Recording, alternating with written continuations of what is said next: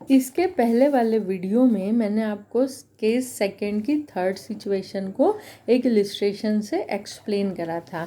अब मैं उसी इलस्ट्रेशन को, वो जो इलस्ट्रेशन हमने केस सेकंड की थर्ड सिचुएशन में लिया था, उसी इलस्ट्रेशन को मैं आपको केस थर्ड में एक्सप्लेन करती हूँ। केस थर्ड में कोई सिचुएशन नहीं है, तो उसी इलस्ट्रेशन को मैं केस थर्ड में एक्सप्लेन कर रही हूँ। इलस्ट्रेशन वही का वही है, आप लोग पढ़ लीजिएगा आराम से।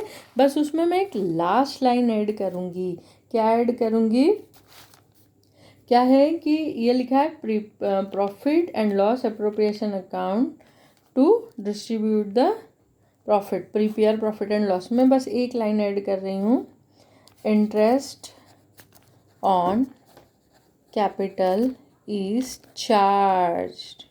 मतलब क्वेश्चन में लिखा आएगा कि इंटरेस्ट ऑन कैपिटल जो है वो चार्ज है ना।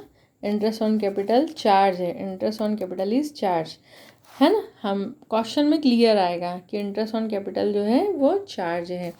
तो हम क्या करेंगे, सेम, अब चार्ज वर्ड आ गया तो कैलकुलेशन सेम ही। देखो, राम का इंटरेस्ट ऑन कैपिटल है 30,000, श्याम का है 18,000, टोटल हो जाएगा 48,000। इंटरेस्ट ऑन कैपिटल जो है वो मोर देन प्रॉफिट है।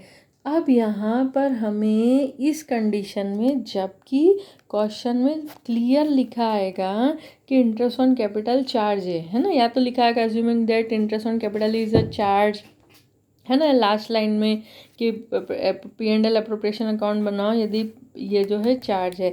तो आपको एक बात याद दिला दूं कि इंटरेस्ट ऑन कैपिटल यदि चार्ज है तो उस चार्ज जो होते हैं वो P&L अकाउंट में आते हैं, प्रॉफिट एंड लॉस अकाउंट में आते हैं।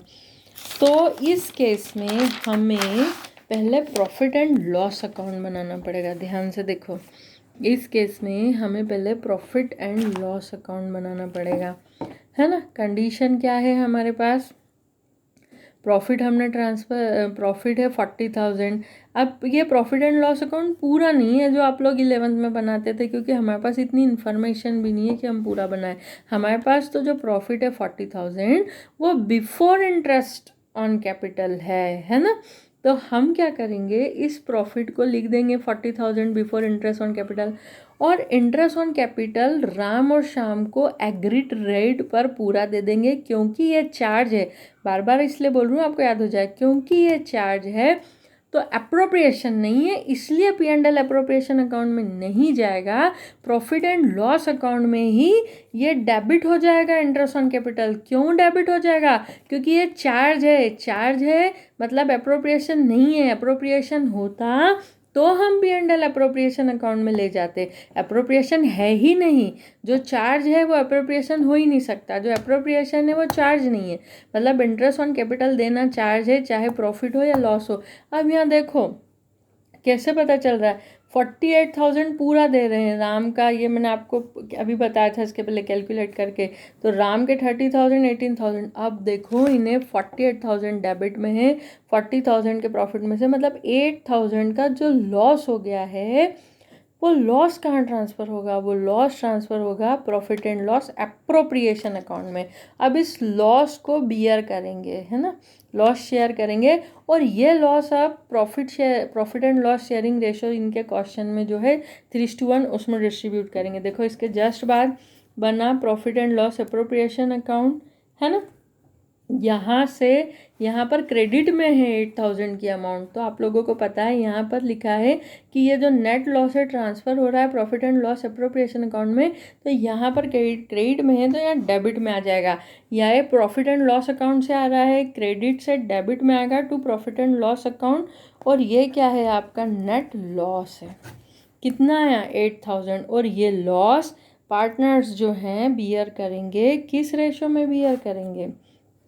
3:1 क्वेश्चन में गिवन है ना। 3:1 क्या है? PSR, प्रॉफिट शेयरिंग रेशो है, याद रखना।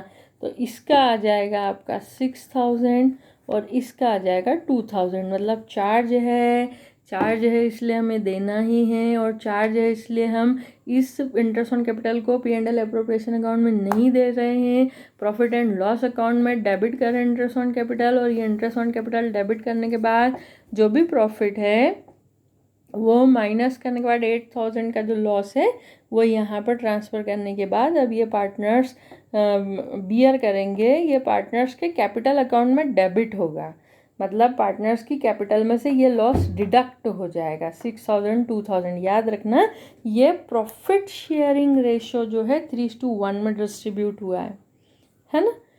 अब याद रखने वाली इसमें कोई और चीज़ मोस्ट इम्पॉर्टेंट है ना, बार बार बोल रही हूँ, चार्ज है इसलिए प्रॉफिट एंड लॉस अकाउंट में दे दिया और बचा कुछ। अब एक बात और याद रखना है ना, मान लो यहाँ इन्हें ये प्रॉफिट 40,000 नहीं होता है ना, ध्यान से सुनो, अपन एक मन से ही क्वेश्चन सोच रहे हैं है ना, मन में सोचो आप एग्ज़ाम में कोई ऐसा क्वेश्चन आ जाए जहाँ पर ये जो प्रॉफिट है ये 40,000 नहीं हो, इसके बजाय इन्हें 10,000 का लॉस हुआ हो, 10,000 का लॉस हो, प्रॉफिट तो हुआ ही नहीं है 40,000 बल्कि इन्हें 10,000 का लॉस हुआ है, तो वो लॉस यहाँ पर आता, क्या आता है यहाँ पर, to loss before interest on capital.